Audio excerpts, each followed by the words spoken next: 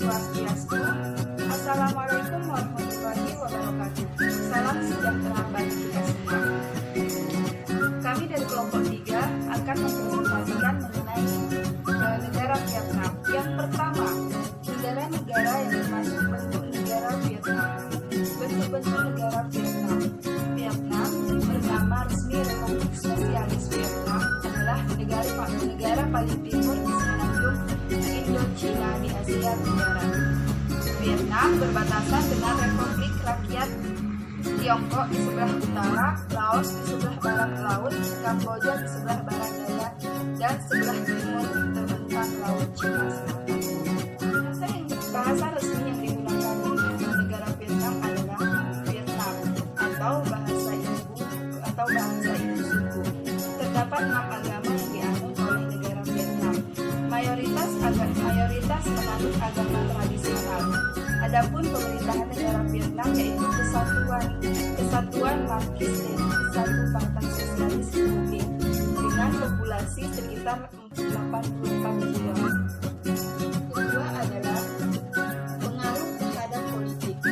Republik Sosialis Vietnam adalah sebuah negara partai tunggal, sebuah konstitusi baru disahkan pada April 1992, menggantikan versi 1975. Peran utama terdahulu Partai Komunis disertakan kembali dalam semua organ pemerintah, politik dan masyarakat. Hanya organisasi politik yang bekerjasama atau didukung oleh Partai Komunis yang diperbolehkan ikut dalam pemilihan umum. Adapun politik di Vietnam didorong oleh konsensus dan Partai Komunis membentuk konsensus tersebut serta pemerintahan yang menerapkan berbagai kebijakan partai. Yang ketiga adalah kelemahan dan kekuatan negara Vietnam. Setiap negara pasti memiliki kekuatan dan kelemahan, seperti halnya negara Vietnam yang memiliki kelemahan dan kekuatan. Sekian presentasi dari saya. Selanjutnya akan dijelaskan oleh rekan saya yaitu Rosalia Osi. Saya akan melanjutkan presentasi dari saudara kita. Yang berikut ada kelemahan. Kelemahan dari negara Vietnam ini adalah kemiskinan. Tercatat bahwa tahun 1920-an negara Vietnam mengalami kemiskinan dan kelaparan. Di tahun 2018 negara Vietnam mengalami kelaparan dan kemiskinan menurun. Pada masa pandemi COVID-19, negara Vietnam ini mengalami kenaikan di bidang ekonomi dan merupakan negara satu-satunya di Asia Tenggara yang akan diprediksi bertumbuh normalnya ekonomi, yaitu ekonominya naik 2,4%.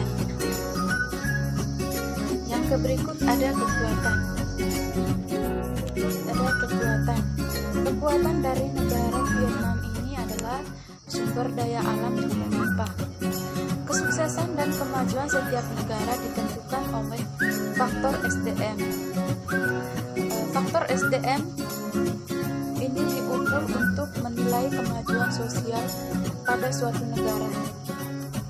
Pada tahun 2018, negara Vietnam dengan keunggulan dan kekuatan tenaga kerja yang melimpah dan struktur tenaga kerja muda dan telah mendapat bonus demografi dengan menjadi negara laju, yaitu dengan peningkatan produktivitas yang tinggi di kawasan ASEAN.